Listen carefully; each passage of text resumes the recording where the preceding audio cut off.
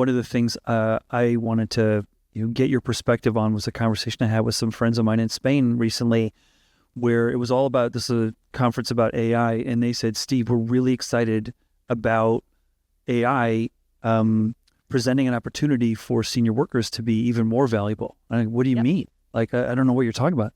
They go, because increasingly, and this is true, Jensen Huang, the CEO of NVIDIA, said it. He goes, hey, 10 years ago, it was all about STEM, and now it's about communication and verbal skills and being able to prompt the AI to deliver all kinds of, interesting outcomes.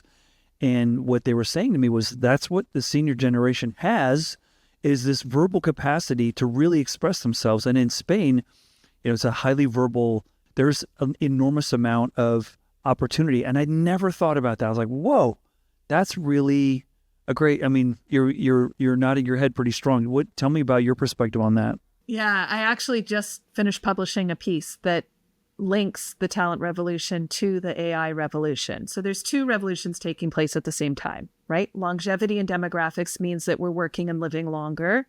And the AI revolution is fast and furious. Like, it is on us, and the pace that it's moving at, is like nothing we've seen before.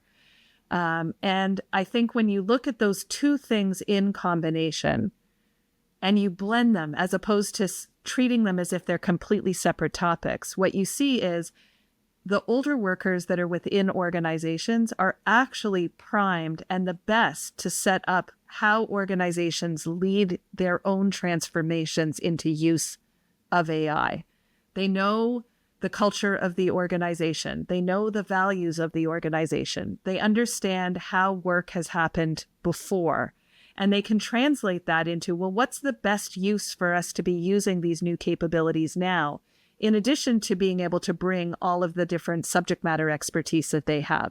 So the article actually advocates that organizations look at how they can use older workers in the leadership of their AI implementations as part of changing those career paths.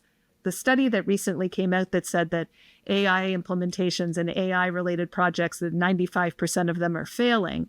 What it also said, when you dig under the covers of that statistic, is, but shadow AI, where experienced workers are using it in unsanctioned ways that isn't part of the formal structure, those are thriving. And why? Because they're being led by people that understand all the context of work, and they're putting it into place in ways that make sense to them in their day-to-day job.